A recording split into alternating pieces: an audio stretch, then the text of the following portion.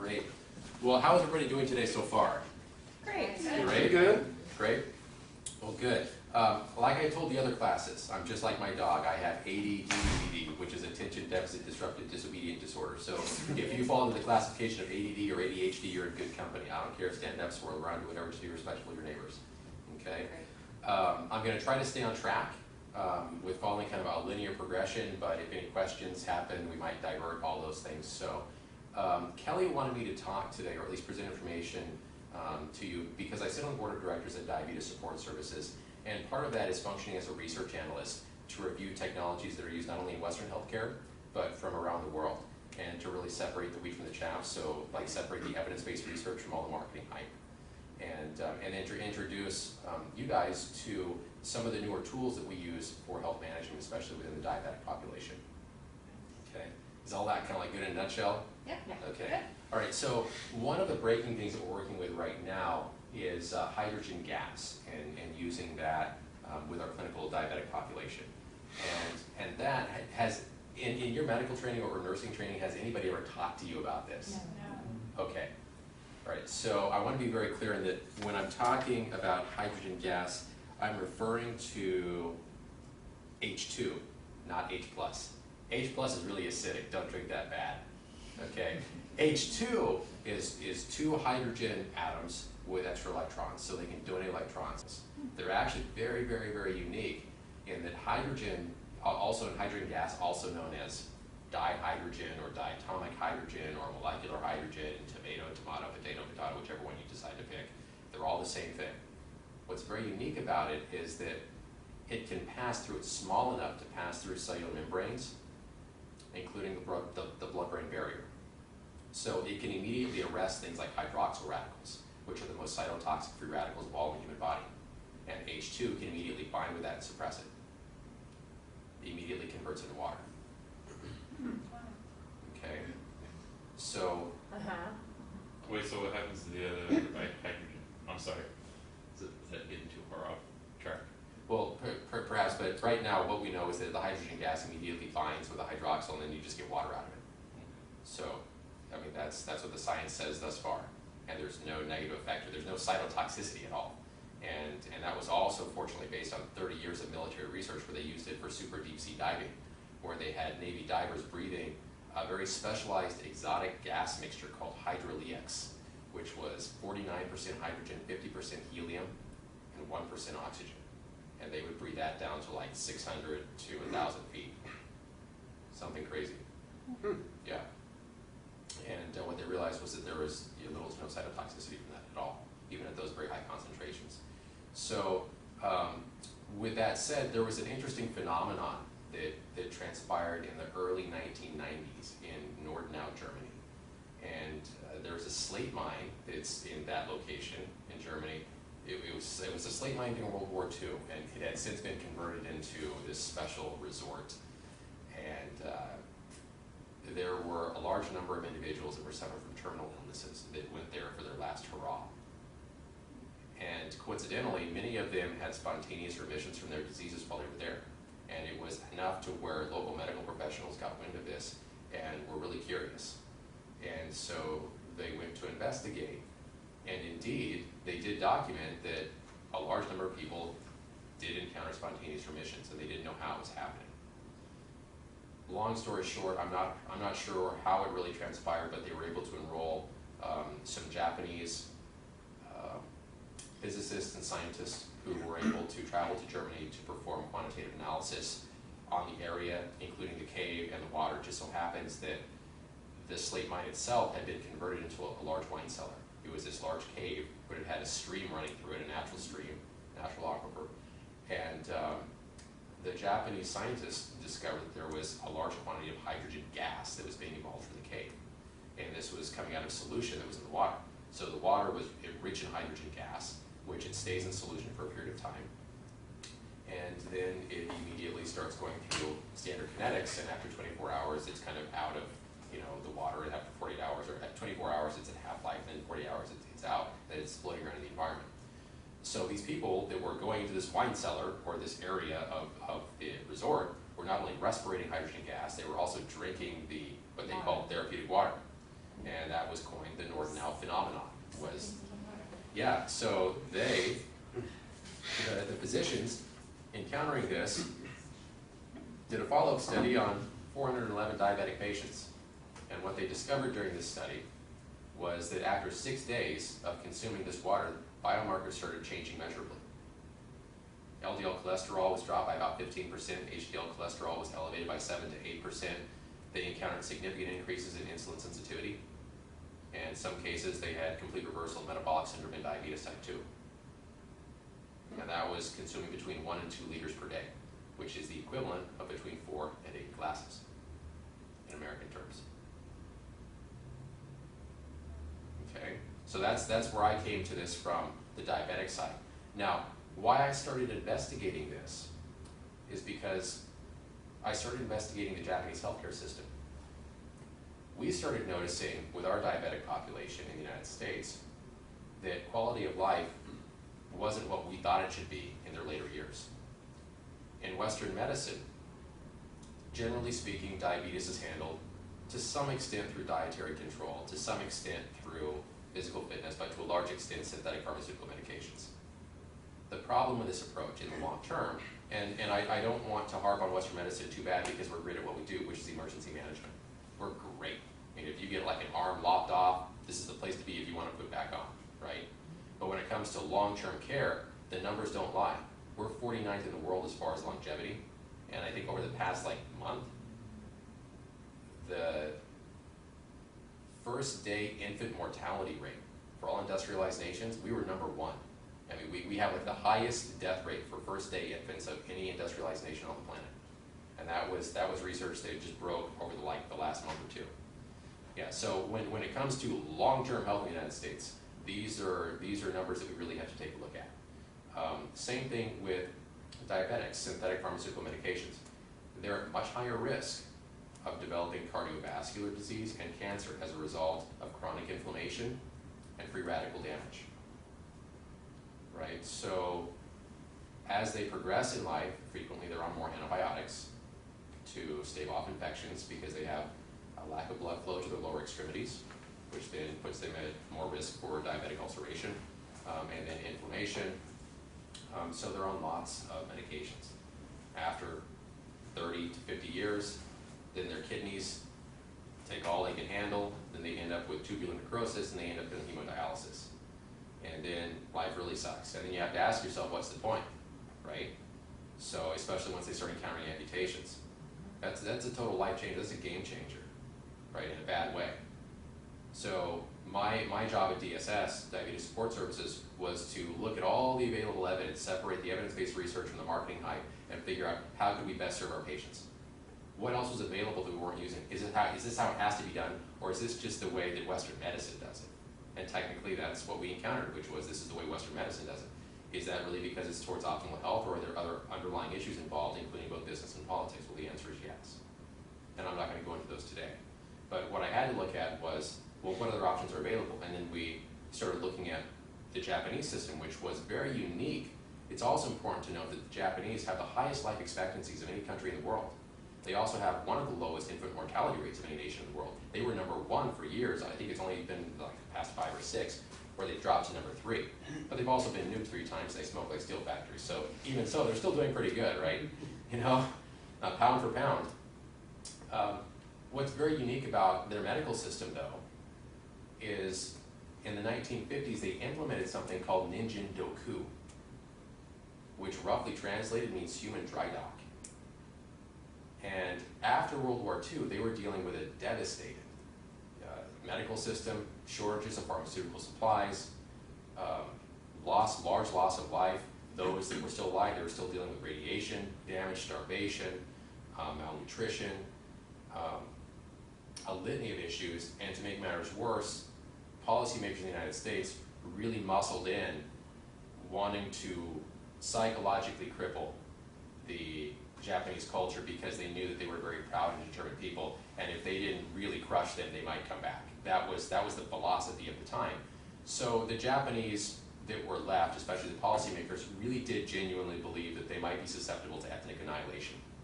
And so to preserve their numbers, they implemented a process called Ninjin Doku, which turned out to be, as it progressed, the most progressive and results-oriented disease prevention healthcare system ever established. And over the past 50 years, those numbers bear themselves out. They now have the longest life expectancies of any nation on the planet. And what they did starting in the 1950s was they mandated that every single important policymaker, engineer, CEO, contributor to the community had to go into a hospital 2 weeks out of every year. It was like a motel stay, where they stayed there and they were scrutinized from top to bottom to head off any illnesses. Okay, and out of that, they started developing other methodologies for disease management. And as far back as 1965, they began using electrolyzed reduced water, which is rich in hydrogen gas, although they didn't understand the chemical kinetics at the time. They just knew that it worked against acid indigestion, dyspepsia, chronic diarrhea. And it's kind of their Tylenol, right? I mean, or aspirin. You know, if we had aspirin produced today, it would be heavily regulated. But because it's been around for 80 years or longer, you know, you just buy it over the counter. Very similar. So it wasn't until the Nordau phenomenon that they really realized there's a component of this that could really be used with the diabetic population. And that's how I started discovering all this research. Okay. And it's also interesting to note that if you start going through PubMed and you start looking at all these articles, almost none of them are done in the United States. They're all in foreign countries. So the Nordau phenomenon discovered that hydrogen gas alone, just routine consumption, could significantly change biomarkers for the better of the diabetic population. Then we have additional studies, which this one's double-blind placebo-controlled diabetes type 2, demonstrating the same concept using synthetically produced hydrogen from electrolysis. We can produce hydrogen gas in one of two ways. We can either do it through hydrolysis, so we could drop magnesium in water, and that can off-gas hydrogen, but that's really difficult to control, right? There's no way to really shut it off or modulate it except just removing the magnesium from water. But if we use basic electrolysis, electricity through water, what happens? What's water? H2O, right? So if you run electricity, it breaks it apart, right? And what do you get? Hydrogen and oxygen? Hydrogen and oxygen, okay. So if you do it really rigorously, then you completely gasify the water and you end up with, you know, two big balls of gas, which are really explosive and really dangerous. Yeah. Okay, if you do it, that's why they use it for fuel and rockets and stuff of that nature. It works great because the byproduct is water, right? It's like, if you could run that in cars, it'd be great too. So if you run weak electrolysis, you can actually stabilize, for a period of time, the gas in solution. So you can stabilize the hydrogen gas in solution for up to 24 hours. You'll still have a little bit of bleed off, so we know for the first 4 hours, it stays at maximum concentration, and then over the next 48 hours, then it begins to bleed off until after 48 hours, it's pretty much back to equilibrium. Same thing with, we can embed oxygen gas in water to create a low level of antimicrobial. Okay, and we'll talk a little bit more about that shortly. But I think Kellyanne wanted me to share this information with you in large part because she wanted me to open your minds to alternative technologies that perhaps are not being shared in your training. And then there's another component. Not only do we have to worry about the long-term ramifications, the negative ramifications of the routine consumption of synthetic pharmaceutical medications on our physiology, but we have to think about the environmental impact as well, right? So when we start looking at what's happening 50 years after Western medicine went gung-ho on antibiotics and all kinds of pharmaceutical medications, and after we deregulated the marketing process, and now we have direct-to-consumer marketing for prescription medications, we're now detecting residues from all kinds of prescription medications in our watersheds and in our water supplies, including significant amounts of antibiotic resistance. Okay, now the problem with this is that the municipal water treatment plants that were designed 50 and 60 years ago were never designed to filter out these residues. So they're trickling through, and up to 93% of them still make it through the system, and they end up in our river streams and in our drinking water. And there's currently no scientific way to understand how all 2,000 plus of these chemicals, residues, are going to interact and cause an impact on our long-term health, the health of wildlife, our children, sometimes they're one and the same, and then the environment itself, right? So this is becoming a real problem. Same thing with antibiotic resistance. Right now, as of last month, at the same time we were getting our negative numbers for infant mortality rates in the United States, the chief medical officer in Great Britain indicated that antibiotic resistance in Great Britain has become such an issue, it's now an issue of national security. And they're not even dealing with MRSA anymore, now they're dealing with CRE. And CRE is the nasty redheaded stepchild to MRSA. MRSA's bad, CRE is horrific. And there's no way to really treat it. So these are things that we really have to start thinking about with regard to how do we, as we proceed with not only Western healthcare, but just healthcare around the world, how do we proceed in a way which really produces positive results in ways that cost very little and respect our communities and the environment? And that's not necessarily an easy challenge, especially when there are politics and business models in the way. You know, from a scientific standpoint, it's really not that difficult sometimes. It's all the middlemen that oftentimes add complexity to it. Pardon me while I've been jibber-jabbering. While I get a drink of water, I know I've been dominating the conversation. Do you have any questions? Is it only effective for type 2 diabetes? Not at all. It will not change the insulin production or lack of insulin production in type 1s. What type 1s wrestle with in their long-term, in the progression of their disease, is collateral damage to all their other organ systems. They don't die from diabetes. They die from cardiovascular disease, cancer, and everything else that's caused by significant amounts of free radical damage, kidney failure, liver damage. So hydrogen gas significantly suppresses free radical damage and therefore preserves significant amounts of their tissue and retards the progression of their disease. So even in the case of someone who is renally compromised, instead of drinking maybe, you know, like a glass, you know, every 3 or 4 hours, you just give them a little whiskey shot every single hour. You know, so they're consuming between 1 and 2 liters per day, but they're doing it on a routine basis. So they're not having, their bodies and having to wrestle with a large influx of liquid. They can just get a little shot, you know, routinely, and it makes it easier to manage. On the other study, it said their average stay there was for 6 days. So were the results that they saw, did they last for a long time? On that study, I don't recall, but I know my recollection is that within 6 days, that's when they started seeing the biomarkers change. Between like 2 and 3 days, they didn't see that many changes. On the subsequent studies that were done in genuine clinical settings, because they couldn't do a double blind in the cave, there were too many other factors involved. But in the double blind, such as this one, that was done over a period of 90 days. And the benefits were only had as long as the water was being consumed. So it's one of those things where you have to keep doing it. But the good thing is that it's not just for diabetics.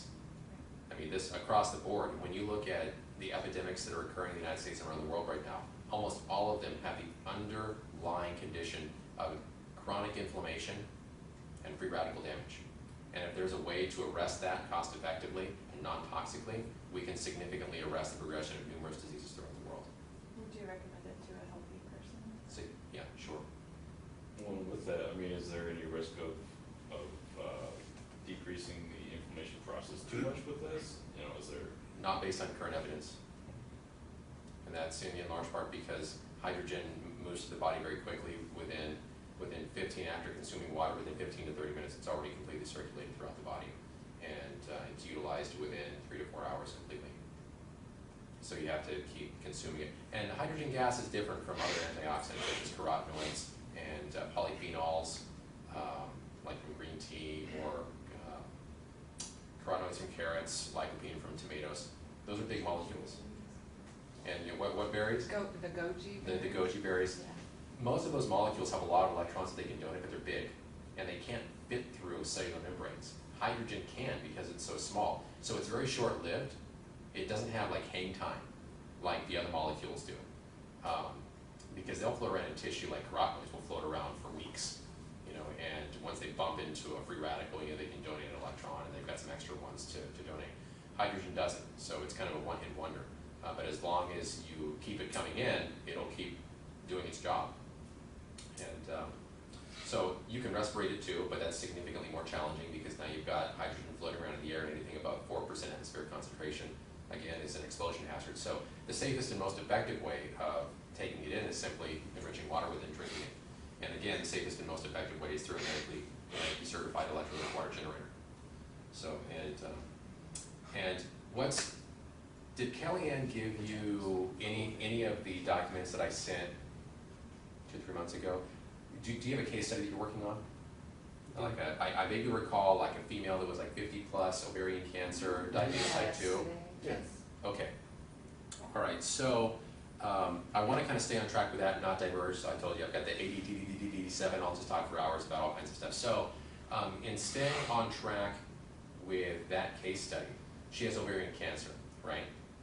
Is that what it was? Yes. Okay, and do we know if she's undergoing radiotherapy or chemotherapy? She just had a hysterectomy, but we don't know So- what's gonna happen now. Okay, so we don't know what kind of therapy she's going to. Okay, all right, so she's just out of surgery. Okay, so we know now how hydrogen can be applied to the diabetic population, and perhaps, depending on her physician, how it could be applied to her, right? Depending on if she's in Japan or the United States. It all kind of varies, right? Japan, they'd be really open to the United States. They'd have to go through a lot of clinical documentation, which is the same stuff I'm presenting to you today. Okay, so with regard to tumor treatment, cancer treatment in the United States, that's a hot potato, and for a bunch of different reasons. But this information I'm going to share with you today, I want you to be open to, because you're kind of the front line when it comes to healthcare. Physicians are well-meaning, but oftentimes they're very myopic, and you guys deal with the real stuff and have a lot more common sense in my experience, because you have your feet on the street every single day. So when it really boils down to it, you guys are really going to be the ones guiding the physicians. The physicians go out to their little seminars and stuff and learn about what is supposed to be cutting edge, but generally that's because pharmaceutical companies want it taught that way, not necessarily what actually works the best for optimal health over the community. So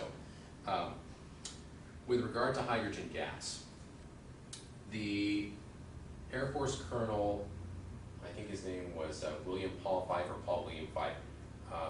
He was the Air Force Colonel who was in charge of hyperbaric oxygen therapy and development in the 60s.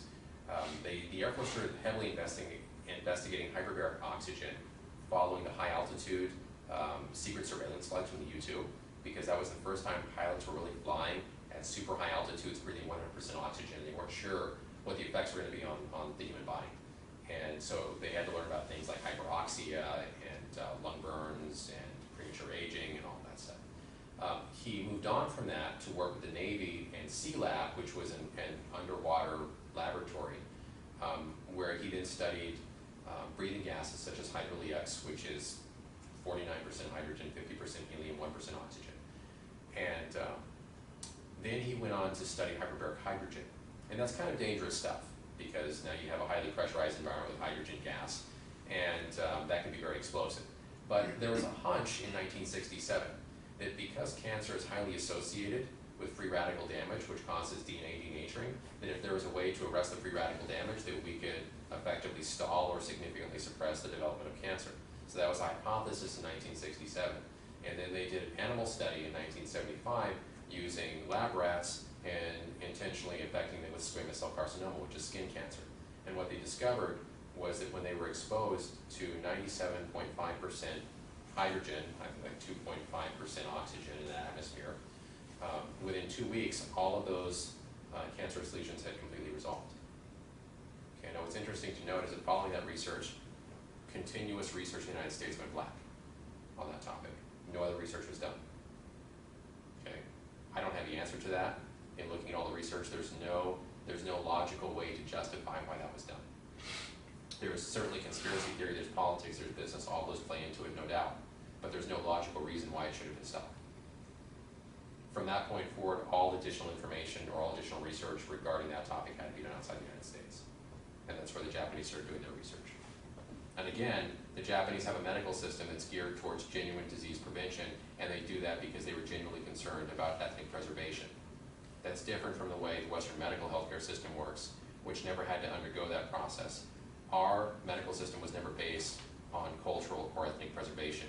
It was based on a business model that was developed in the early 1900s, and it's continued to this day. So those are things that we have to think about. What I have to think about when I'm doing my research is, is Western medicine doing this because it's truly effective, or more effective than other options, or is it because that's the way that clinics can easily bill for it? And is it easily billable that way because of policies that have been put in place, and why were those policies put there?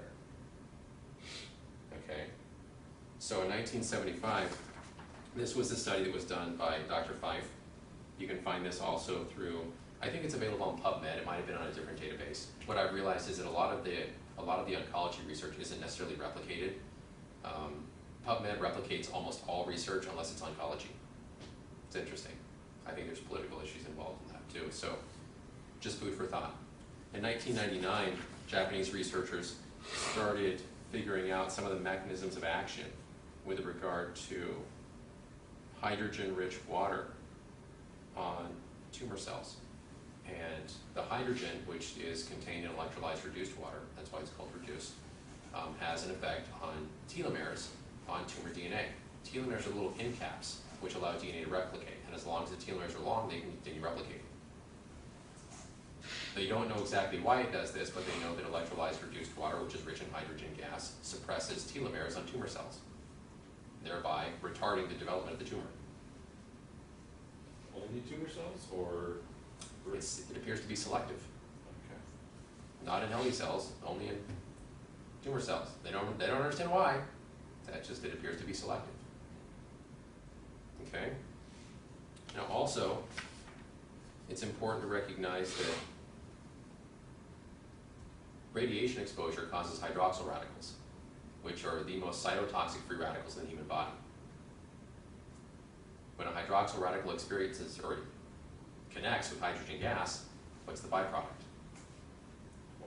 Water. H2O. Okay? So technically speaking, in Japan right now, they're investigating the routine consumption of electrolyzed reduced water as a countermeasure against nuclear radiation exposure following the Fukushima nuclear power plant disaster. Because it's cost effective. Perhaps one of the reasons why it's not more utilized in the United States is that it's a natural substance and it's not patentable. And therefore it cannot be highly controlled. It cannot be, the creation of it can't be artificially suppressed, and therefore the price cannot be artificially inflated. It's curious to note that chemotherapy drugs in the United States often carry a 1,000% markup compared to their sale in foreign countries. Why is that? Well, when you talk to the pharmaceutical companies, they scratch their heads and they can't figure it out. That's not technically true, they just don't want to tell you what the reason is. When they're called to Capitol Hill, also, they scratch their heads and claim they can't figure it out. But they're patentable and controllable, right? And if they need to increase their profit margins, they simply restrict supply. Does anybody know what the cost of cancer is? Like on average in the United States? Too much. Really? So, I mean, for instance, if you're diagnosed with cancer, on average, the cost to an American citizen, if you're diagnosed, regardless of the kind, you'll be dead within 3 to 5 years, and the cost of your care will be $350,000 plus. Those are the stats. 1 in 3 of us will be diabetic by the year 2050 if we proceed with the direction that we're going. 1 in 2 of us will have cancer. And we'll certainly all have cardiovascular disease if we keep using the same system that we're using.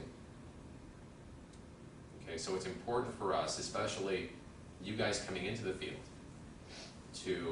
it's important for me to share this information with you, not for the sake of beating down pharmaceutical companies, not for the sake of criticizing physicians, but to open your minds to other options.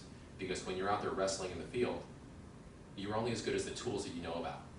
And if you know about other options, that's going to make you a much better healthcare practitioner. Okay? So if our potential case study undergoes radiotherapy for ovarian cancer, was it ovarian or uterine? It's Oh, ovarian. It's ovarian. Okay. Fortunately, we did have a Japanese physician here in the United States working at the University of Pittsburgh, who's also a surgeon, and he's been very progressive with regard to research being done stateside. Again, note, he's Japanese, okay? And this was one of the more recent research articles regarding the use of hydrogen-enriched water to suppress damage caused by radiotherapy. So in essence, what the article says is that if the patient is routinely consuming water enriched with hydrogen gas, then it will help to protect all of the other organs against any collateral damage caused by the radiotherapy. Okay, which is often the case because once they're being treated, there are other organs that are affected by the radiation. Okay, same thing for cisplatin-induced nephrotoxicity. Cisplatin, very powerful chemotherapy drug. Okay, oftentimes it causes kidney failure, kidney damage. hydrogen gas. Significantly suppresses the damage. Okay.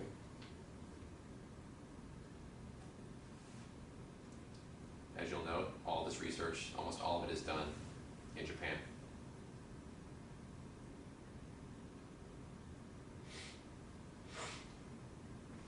Any questions?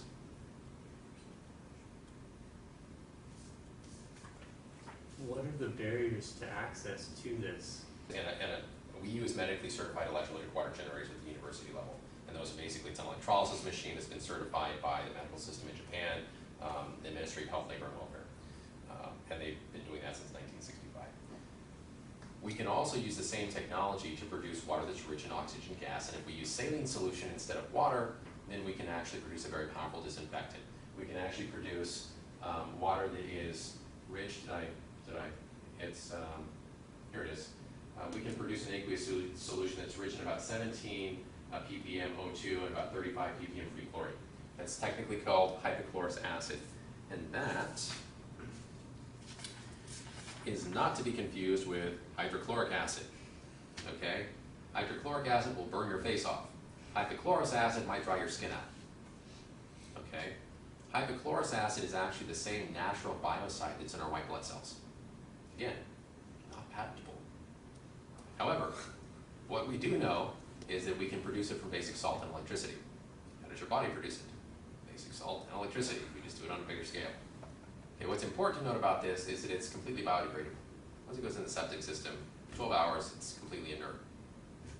Okay? We can suppress MRSA in 30 seconds or less using this topically. Yeah. So when we start thinking about antibiotic resistance and using all kinds of other synthetic pharmaceutical medications, which are done because they're patentable, controllable, and marketed, prices can be inflated, then we have something that is not patentable and not really that controllable, and is completely biodegradable and very effective against, it's kind of a no-brainer, isn't it? Yeah. Yeah. So then you run into my problem, which is I've got big pharma on this side, and then I've got snake oil salesmen on this side, and I'm just trying to shoot down the middle and share the evidence-based research and separate that from all the crazy, wild things that are being said over here, which are marketing hype, and then the political agendas over here, which want to drive in a different direction for increased profit margins. Okay?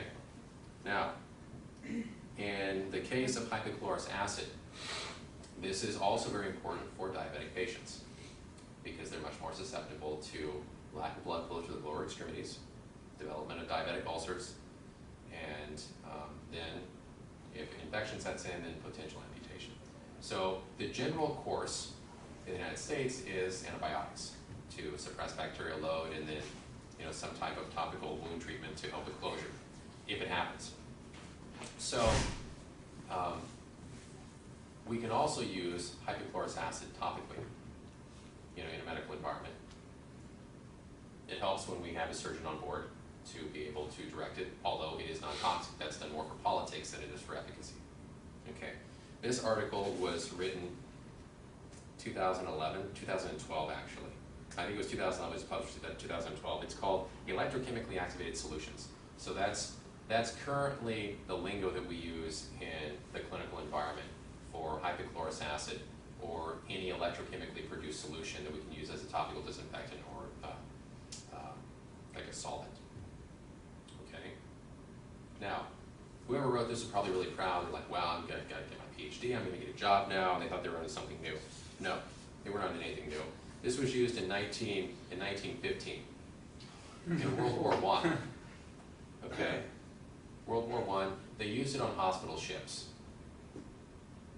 Okay, it was actually developed in 1889 as a means of sewage disinfection in London because they could use seawater, they could run electricity through seawater, they could produce dilute, they could produce a water that had dilute chlorine in it, which they could then use to disinfect sewage with.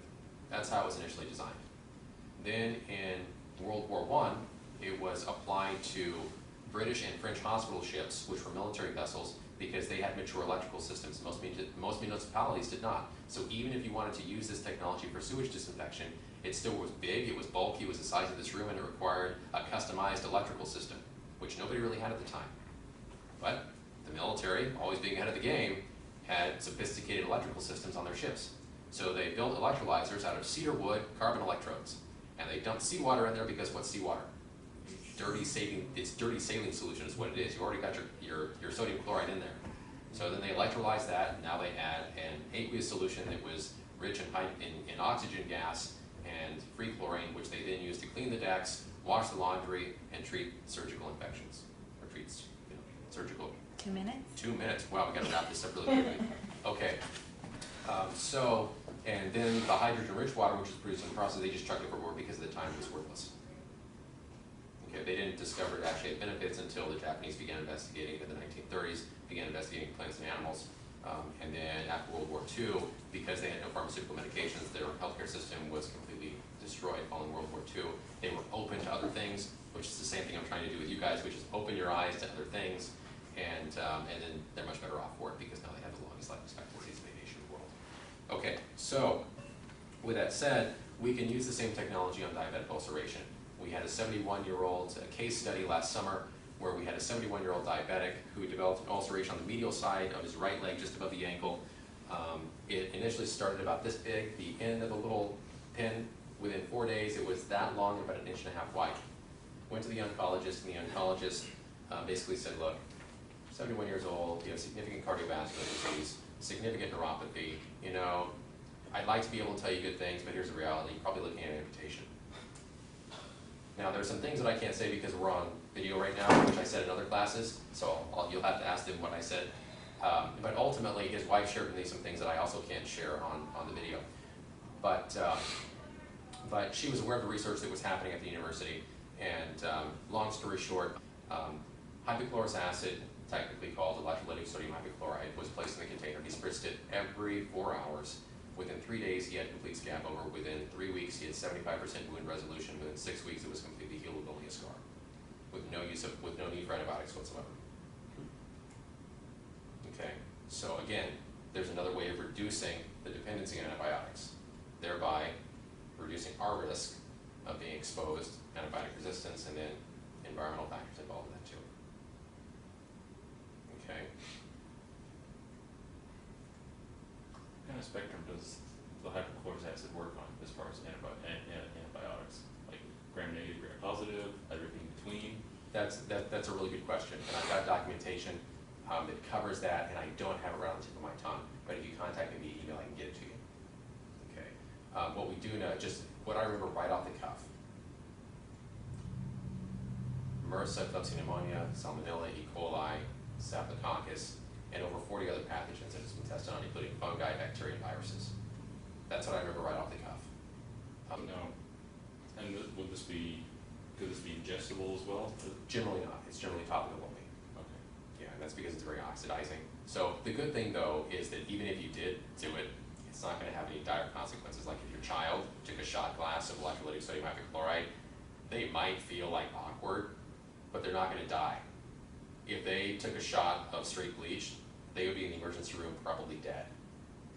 Okay, so when we're looking at safety, there's really no options.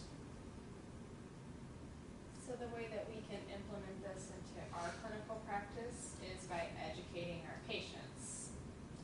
And if you can also influence your physicians, because here's the deal, most of them are so time-strapped, they don't have the time to review stuff like this. That's why I'm trying, that's why Kelly has me here today, to work with you guys, so you guys are aware of it, because you will end up influencing them. You know, somebody like myself, they might take the time to listen, they might not. The fact that I'm an executive on a board for a community health organization, it helps, but that's certainly no shoe-in, and just because I drop clinical evidence on the table doesn't mean they're going to be open to it, right? Or understand it. Or understand it. You know, and I really have to stick a fork in my eye sometimes, because I'm appalled at what some physicians don't understand. And I do know that they're time-strapped, but it's frightening sometimes. It really is. And so I can spend a lot of time complaining about that, or I can spend my time educating. And I try to choose the latter. Doesn't mean I don't complain sometimes, but I try to focus on the other side. That's what actually gets the job done.